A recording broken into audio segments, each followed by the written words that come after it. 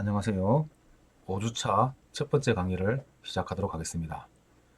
앞에서 우리가 AEG에 대해서 공부를 했었습니다. AEG에 대해서 공부를 했는데, 우리가 혼화제와 혼화제가 있었죠. 그 중에서도 이 혼화제는 우리가 에이전트, 약제자로서 약처럼 일부만을 사용하는 것을 혼화제라고 했었습니다. 이러한 혼화제의 메커니즘을 우리가 알아야 됩니다. 이 메커니즘은 이 세 가지로 나눌 수가 있는데, 첫 번째로 기포작용, 두 번째로 분산작용, 세 번째로 수균작용이 되겠습니다. 이 세 개를 꼭 알아서 이거를 외워주시면 좋겠고요. 기포작용은 에이제와 같이 기포성을 가지고 우수한 기포성을 가지고 안정된 기포를 형성한다 하는 거죠. 그래서 이러한 기포로 인해서 동결융해에 대한 저항성을 증가시키고, 그 다음에 또 워커빌리티도 좋게 하는 효과가 있었죠. 두 번째, 분산작용입니다. 시멘트 입자가 이렇게 응집되어 있으면은 이게 물이 이렇게 스며들어가 가지고 시멘트 입자와 만나기가 어려워지죠. 그래 되면 수화작용도 늦어지고 시멘트 자체의 유동성이 없어집니다. 이럴 때 시멘트 입자가 이렇게 어, 각각 표면에 붙어가지고 반발작용을 한다면, 뭐 이온의 형태로 이렇게 붙어서 반발작용을 한다면 시멘트 입자를 이렇게 분산하는 그런 효과를 누릴 수가 있고, 이러한 성질로 말미암아서 유동성이 증대되게 되겠습니다. 세 번째로 수분작용입니다. 분산이 되고 나면은 이렇게 응집되어 있을 때보다 훨씬 더 물과 접촉되는 면적이 많아지죠. 물과의 접촉 면적이 넓어지면은 소화 반응이 촉진되게 되겠습니다. 그래서 수분 적용의 효과는 소화 반응 촉진. 자, 기포작용은 기포성을 안정된 기포를 어, 발생시킬 수 있다.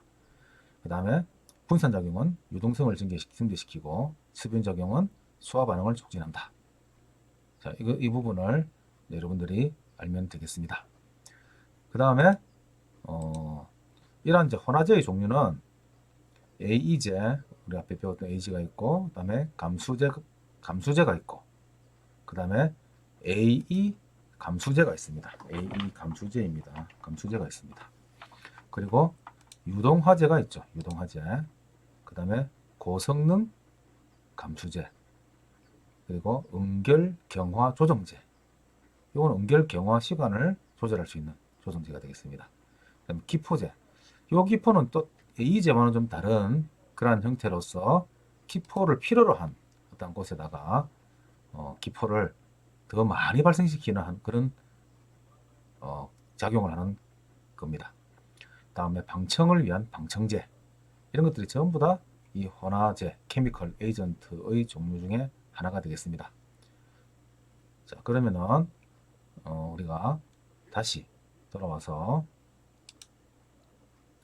여러분들 페이지 55페이지에 연이어서 감수제, A 감수제를 공부하도록 하겠습니다. 자, 감수제는 여기는 한자로 보면은 물을 감해주는 약이다 이 말이죠. 시멘트 입자를 분산시킴으로써 콘크리트의 소요의 워커빌리티를 얻는데 필요한 단위 수량을 감소시킬 목적으로 사용한다. 이렇게 되어 있습니다.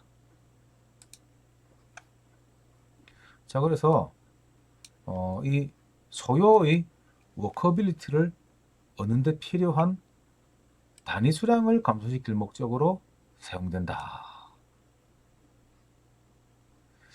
결국은 이제 우리가 워커빌리티를 얻기 위해서는 플러스 우리가 물을 더 첨가를 해야 되죠. 그죠? 물을 더 첨가를 해야 되는데 물을 더 첨가하지 않고 오히려 유동성을 증대시켜서 단위 수량을 감소시킬 수 있으면 콘크리트의 강도의 증진에 큰 효과가 있겠죠. 그리고 콘크리트 중에서 미세 기포를 연행시키면서 작업성을 향상시키는 한편 분산 효과에 의해서 단위 수량을 감소시킬 수 있는 이러한 두 가지 기능을 한꺼번에 할 수 있는 혼화제를 AE 감수제라고 합니다. 첫 번째, 미세 기포를 연행시키고 그 다음에 분산 효과에서 단위 수량을 감소시킬 수 있는 이러한 두 가지 기능이 되겠습니다. 시멘트 입자는 보통 믹싱하여도 20에서 30%가 응집된 상태로 있습니다. 좀 전에 그림을 우리가 봤죠. 이것은 시멘트 입자의 응집작용이 시멘트 입자에 대한 물의 수분작용보다 크기 때문입니다. 그래서 분산작용을 가진 감수제를 사용하면 시멘트 입자는 정전기적으로 활성화하여 그 결과 시멘트 입자가 서로 반발함으로써 따로따로 분산하게 됩니다. 그래서 좀 전에 봤던 이 그림을 다시 한번 생각하면 되겠습니다. 이 시멘트 입자가 분산하면 입자 간에 물이 침투하여 시멘트 프로의 반죽이 묽어지고 또 시멘트 입자가 물과 접촉하기 쉬워짐으로써 소화 반응이 촉진된다. 이게 세균작용이었죠. 그래서 이 결과 강도 발현이 좋아진다고 합니다. 이 감수제의 감수작용 대부분이 시멘트 입자의 분산 효과에 의하기 때문에 이 감수제를 시멘트 분산제라고도 불립니다. 감수제를 시멘트 분산제와 같은 표현이라고 우리가 알면 되겠습니다. 또 이 감수제는 AG에서는 기대할 수 없는 콘크리트의 응결 시간을 조절하는 작용을 함께하기 때문에 응결 특성이 변화가 없는 것을 표준형, 응결이 지연되는 것을 지연형, 응결이 촉진되도록 만들면 촉진형이 되겠습니다. 그래서 이 감수제는 표준형, 지연형, 촉진형으로 나누어집니다.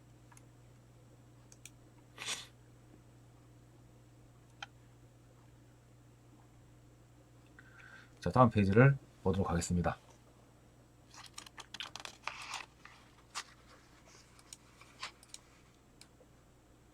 자, 이러한 감수제라든지 A 감수제를 사용함으로써 다음과 같은 효과를 얻을 수가 있습니다.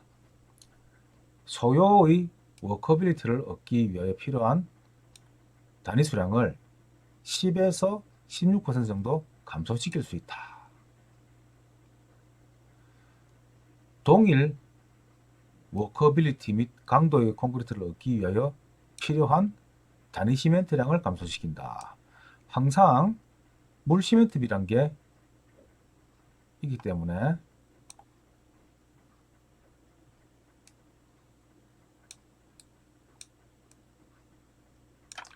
여기서 시멘트분의 물의 퍼센테이지죠. 요 물 시멘트에 따라서 시멘트의 강도가 결정되기 때문에 물이 적어지면은 시멘트도 적어질 수가 있습니다. 동일 강도를 얻기 위해서. 그래서 항상 이 상관관계를 우리가 알아야 됩니다. 그리고 동결융에 대한 저항성이 증대된다. 그리고 수밀성이 향상되고 그리고 투수성이 감소된다. 같은 말이 되겠죠. 또 내약품성이 커진다.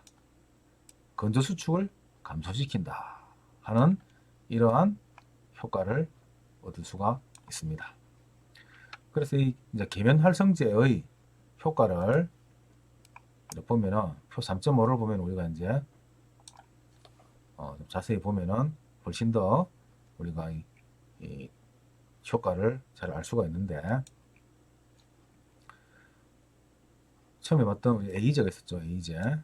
그 다음에 감수제가 있고 A 감수제가 있고 가장 많이 쓰이는 계면 활성제, 그러니까 혼화제의 종류 세 가지입니다. 아까 이 감수제는 표준형과 지연형과 촉진형이 있었죠. 또 A 감수제도 똑같습니다. 감수제란 말이 들어가면은 표준형, 지연형, 촉진형 이렇게 세 개로 나눠집니다. 이제 각각의 성질을 한번 봅시다. A 감수제의 경우에는 자, 굳지 않은 콘크리트의 성질과 이 표에 보면 이렇게 반으로 나눠서 굳지 않은 콘크리트와 경화한 콘크리트의 성질을 두 개로 나눠서 이렇게 정리를 해놨죠. 자, 그러면은 먼저 A제를 보면은 공기 연행성에서의 효과가 아주 탁월하죠. 워커빌리티 개선이 탁월하고, 그 다음에 블리딩 감소에 대한 감소 효과가 탁월합니다. 그 다음에 펌퍼빌리티라든지 피니셔빌리티를 약간 개선하는 것으로서 나와 있고, 단위수량도 감소하는 것으로 나와 있습니다. 이 A제를 쓴 콘크리트가 경화가 되면은 동결융에 대한 저항성이 생겨된다. 그래서 이 동결융에 대한 저항성과 워커빌리티 개선은 A제의 가장 중요한 성질이라고 했죠. 그 다음에 이제 추가로 수밀성이 증대되고, 탄산에 대한 저항성이 증대되고, 화학 침식장에 대한 저항성이 증대되는 이런 효과를 조금 기대할 수 있다. 그래서 그냥 동그라미는 기대를 할 수 있다 정도고, 또 두 번 요 동그라미는 효과가 아주 큰 그런 것을 되겠습니다. 자, 감수제를 봅시다. 감수제와 A감수제는 동시에 보면은 단위 시멘트량을 감소시킬 수 있는 이러한 성질이 있습니다. 그 다음에 단위 수량을 감소하는, 물을 감소시킬 수 있는 그러한 성질은 A 감수제가 훨씬 더 효과가 있죠. 공기 연행성을, 여기 A 감수제는 A제의 성질을 가지고 있기 때문에 A제가 갖고 있는 그러한 성질을 전부 다 가지고 있다고 보면 되겠습니다.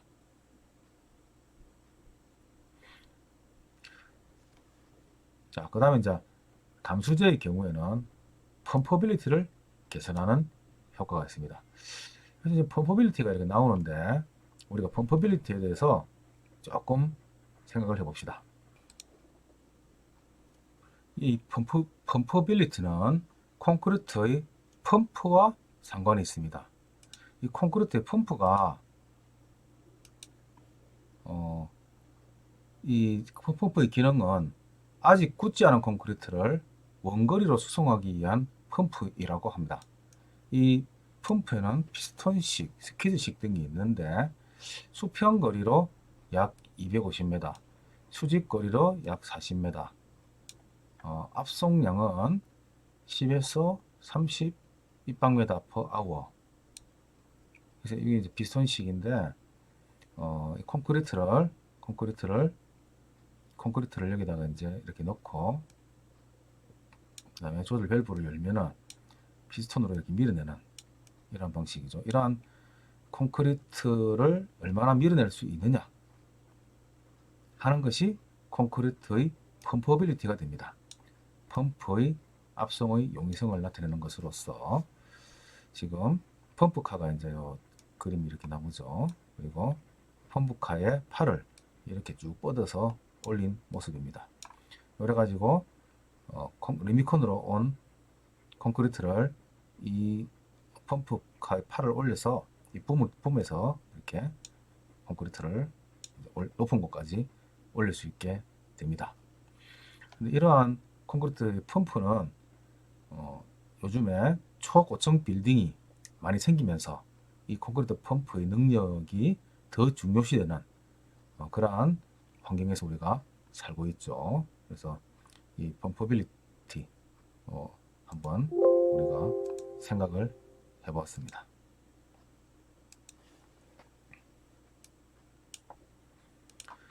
자, 그리고 그 다음에 계속해서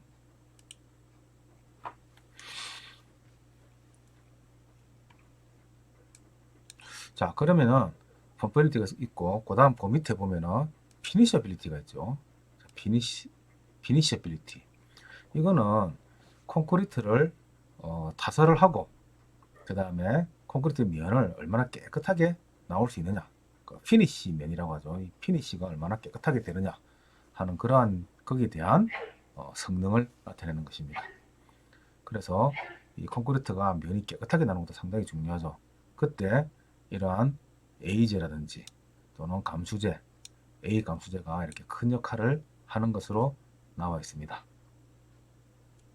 그 다음에 이제 경화한 콘크리트의 성질로서는 이 감수제의 촉진형의 경우, 또 A 감수제의 촉진형의 경우에는 초기 강도가 당연히 증대하겠죠. 그럼 이 경우에는 수화열이 많이 발생하게 될 겁니다. 거꾸로 수화열이 적게 발생하는 것은 지연형이 되겠죠. 지연형 감수제, 지연형 AE 감수제. 그 다음에 수밀성이 증대되는 효과는 다 있는데 특히 AE 감수제의 경우에 수밀성이 증대되는 효과가 좀 더 커진다. 탄산화에 대한 저항성이 증대되는 것도 AE 감수제의 역할이 큽니다. 동결용에 대한 저항성이 증대되는 것, 경화한 콘크리트에서 이것도 AE제와 AE제가 들어간 AE 감수제. 그 다음 화학 침식작용에 대한 저항성이 증대되는 것도 AE 감수제. 그 다음에 마찰 마모에 대한 저항성도 각각 감수제라든지 A 감수제들은 이것들은 강도도 좀 발현도 강도도 더 증가되는 효과가 있기 때문에 이러한 효과를 기대할 수 있다고 할 수가 있습니다. 그래서 이거를 다시 전체적으로 성질을 우리 파워포인트를 통해서 다시 보면은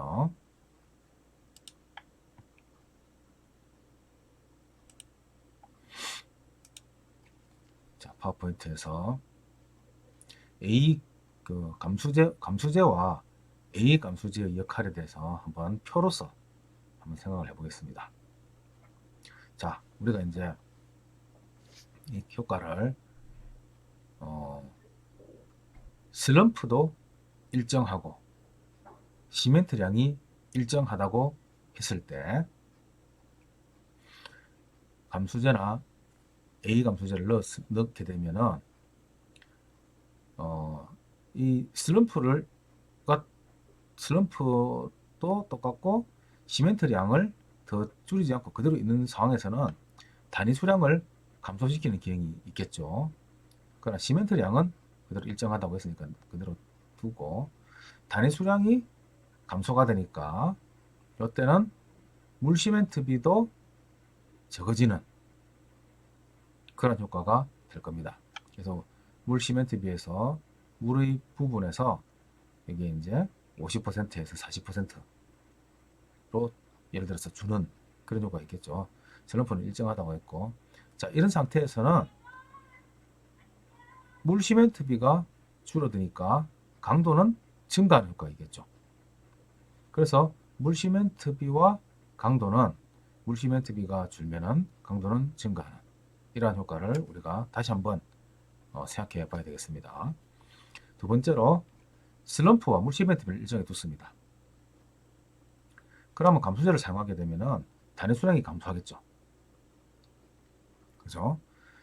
그러면은 단위 수량이 감소, 물시멘트비가 일정하니까 단위 시멘트량도 감소하게 될 겁니다. 자, 물시멘트비가 일정하기 때문에 강도는 그대로 있겠죠. 이런 효과를 기대할 수 있습니다. 다시 시멘트량과 물시멘트비를 일정하게 두겠습니다. 자, 이랬을 때 물시멘트비를 일정하게 두고 단위 수량을 그대로 있으면은 물시멘트비가 같으니까 단위 시멘트량도 똑같겠죠. 이럴 때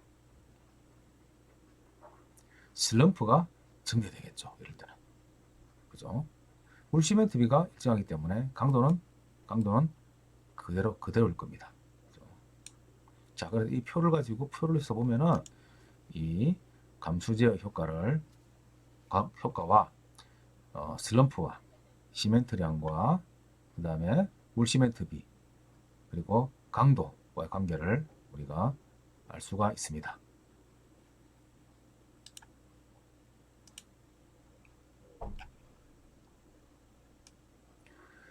자, 그 다음에는 고성능 감수제 유동화재를 보겠습니다. 고성능 감수제 유동화재 56페이지입니다. 고성능 감수제 이 유동화재는 1960년대 초에 독일과 일본에서 처음 개발된 감수제의 일종이다. 그런데 시멘트의 응결 지연성 및 공기 연행성이 없기 때문에 다량 첨가가 가능하고 단위 수량의 대폭 감소 및 대단히 우수한 시멘트 입자의 분산 능력을 갖고 있다는 것이 특징입니다. 그래서 고성능 감수제는 이 감수제의 어떤 그 성능을 더 확대시킨 것으로서 이 사용 방법에 따라서 콘크리트의 그 강도를 높이는 그러한 고강도 콘크리트용 감수제와 유동화재로 나누어집니다. 자, 그렇다면은 우리가 이 고성능 감수제의 역할에 따라서 고강도 콘크리트용으로 사용하느냐 아니면은 유동화재로 사용하느냐에 따라서 똑같은 고성능 감수제지만은 역할이 두 가지로 나눠진다는 얘기가 되겠죠. 첫 번째로 이 뛰어난 감수 작용 때문에 보통 콘크리트와 같은 작업 성능을 가지면서 물 결합 대비 저감을 주목적으로 하는 경우에는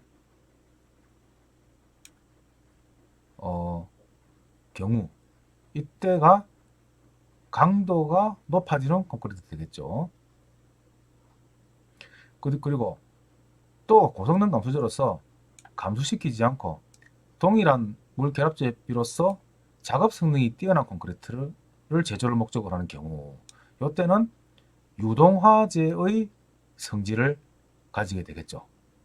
그래서 고강도용 물 결합 대비를 저감을 시키게 되면은 고강도용 콘크리트가 되고, 그 다음에 작업 성능을 뛰어나게 하기 위해서 물 결합 대비는 그대로 두고 작업 성능을 위주로 하게 되면은 이게 유동화재가 되는 것입니다. 이러한 고성능 감수제 유동화재는 폴리알킬아릴 슬폰산염계, 멜라민, 포르말린 수지, 슬폰산염계 및 방향종, 다완축산물, 슬폰산염계와 같은 것들이 있습니다. 고성능 감수제의 첨가량에 따라서 단위 수량이 현저하게 감소된다. 그래서 우리가 그림 3.7을 보면은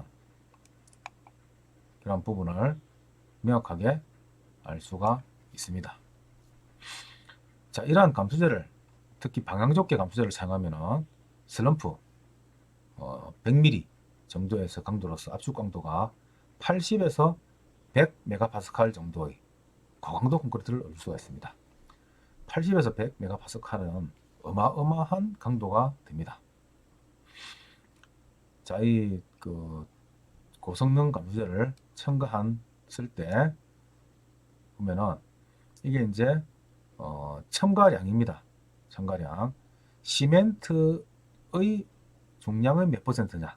그래서 0.6, 1.2 이런 식으로 시멘트 중량의 이 0.6%를 넣은 거고 1.1 넣은 거고 많이 넣은 거죠. 그랬을 때 감수율이 이렇게 이건 감수율을 나타내는 거고 이거는 단위 수량을 나타내는 것입니다. 그래서 감수율이 확 준다는 것은 단위 수량이 감수율이 늘어난다는 것은 감수율이 준다는 얘기가 되겠죠. 이렇게 이때 각각 또 조그만 동그라미는 400kg per 입방메다 시멘트 양이 1 입방메다당 400kg 들어간 경우, 이거는 500kg 들어간 경우, 그 다음에 600kg 들어간 경우 이렇게 이 잔해 수량이 확 줄죠. 이렇게 줄면은 강도가 얼만큼 늘어나느냐. 자, 고성능 감수제를 위한 콘크리트 강도를 보겠습니다.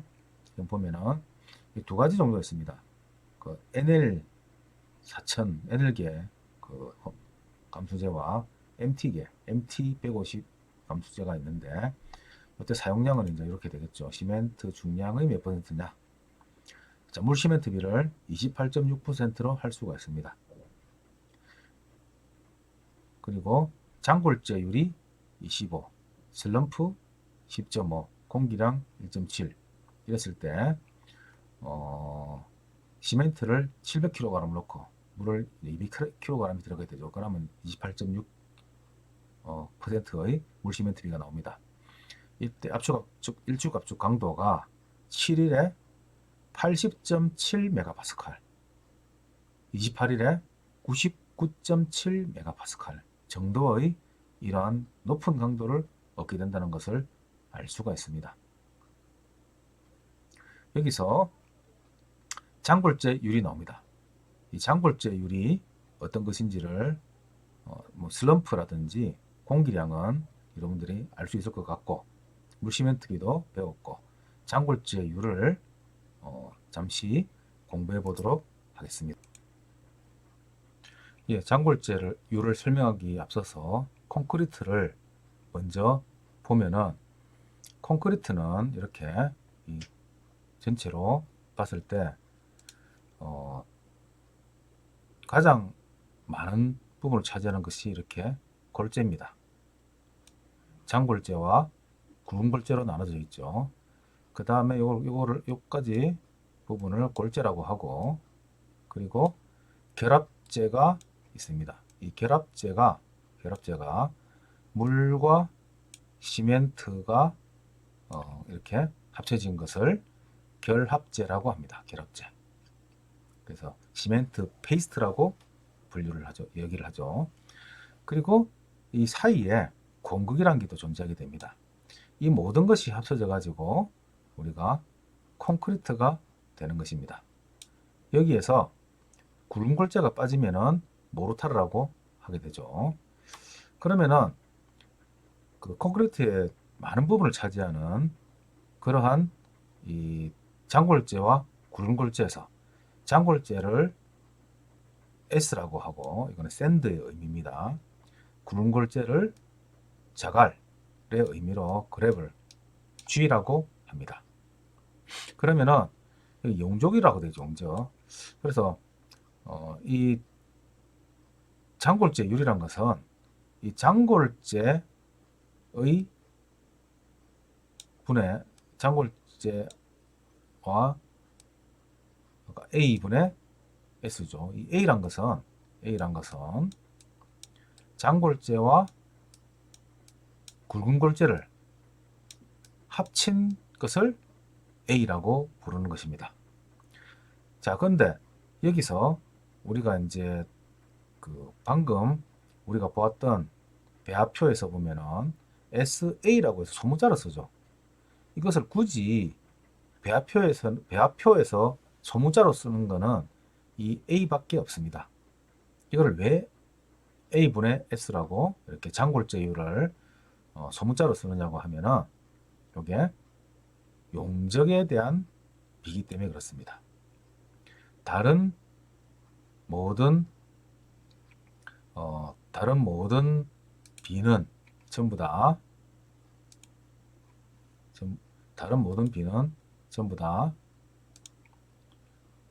이렇게 물 시멘트 비도 대문자, 다른 것도 시멘트 대문자, 물 대문자 이런 식으로 다 쓰게 되겠지만, 이렇게 장골재율은 이렇게 소문자로 쓰는 이유가 용적의 비이기 때문에 그렇습니다.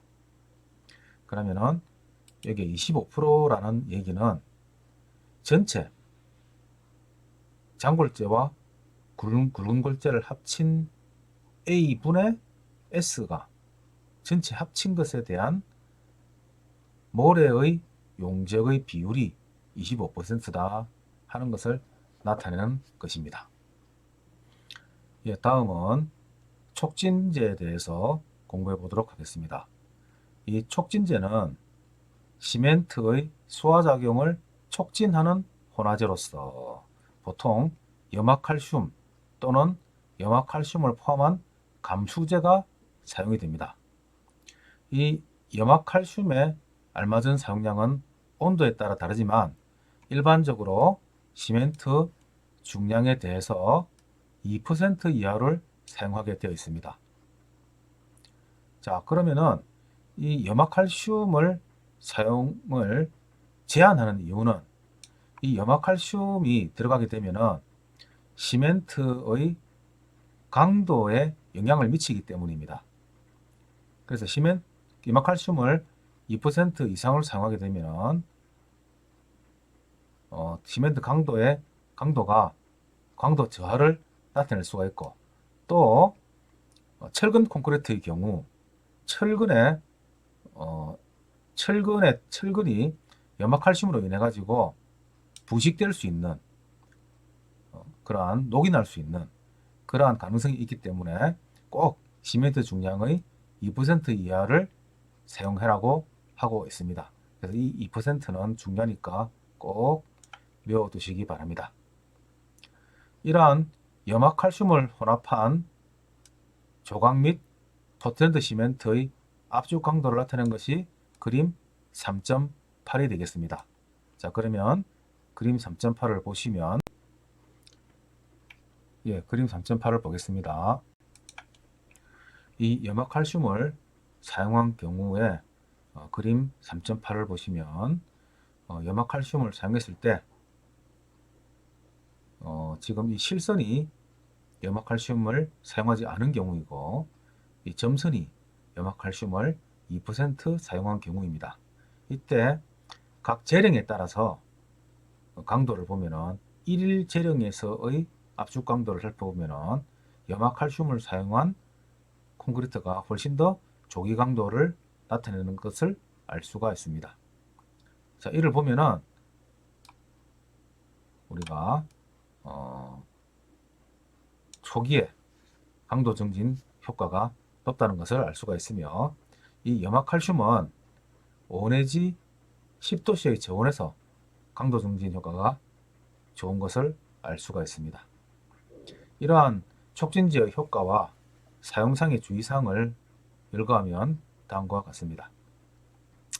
조기 강도를 증대시켜 주지만 2% 이상 사용하면 큰 효과가 없으며 오히려 순결 또는 강도 저하를 나타낼 수가 있습니다.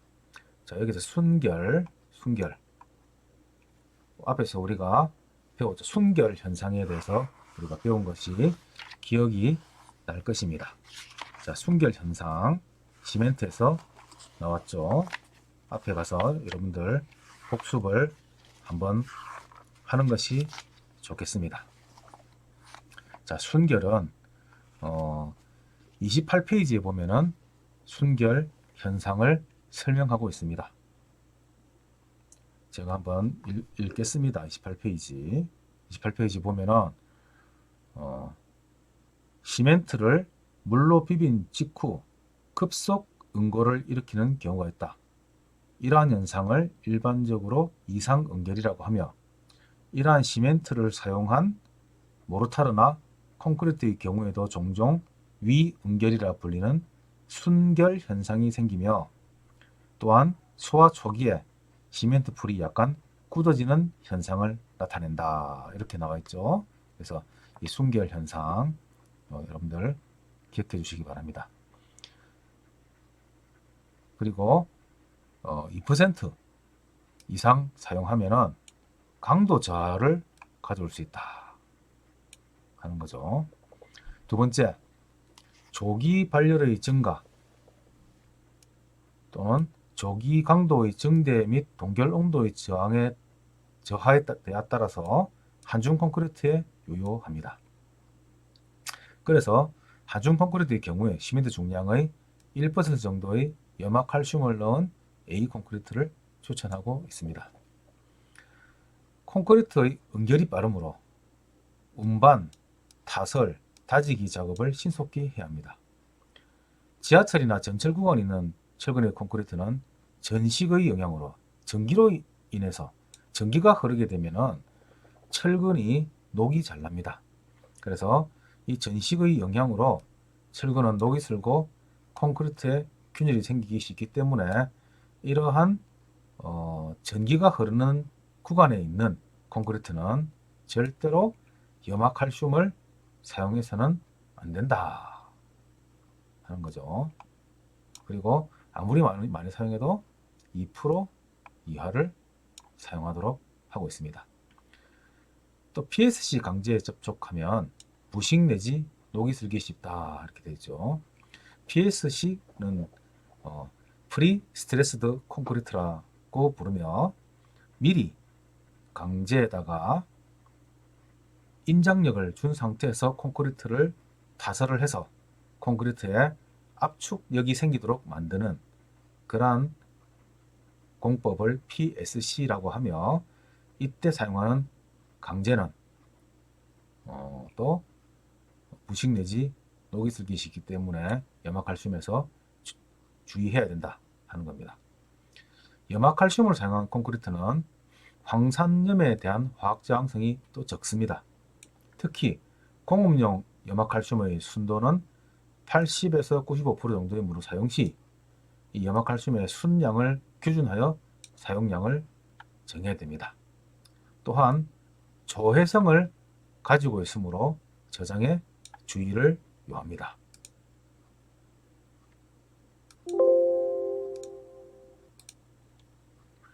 예, 그러면은 좀 전에 나왔던 조해성이라는 것이 무엇인가를 한번 살펴보도록 하겠습니다. 요약 설명에서 공기 중에 노출되어 있는 고체가 수분을 흡수하여 녹는 현상 이렇게 얘기를 하고 있습니다. 그래서 우리가 겨울에 빙판이 되면은 염화칼슘을 뿌리죠. 그러면 염화칼슘을 뿌리면은 얼음이 녹게 됩니다. 이러한 성질을 조해성이다 이렇게 얘기를 하는 것입니다. 영하 2도의 날씨에 눈이 내려 얼어붙은 길에 염화칼슘을 뿌리면 염화칼슘은 주위에 충분한 수분을 자기 주변으로 끌어오고 그 수분에 의해서 녹는 염화칼슘 용액이 되는 것입니다.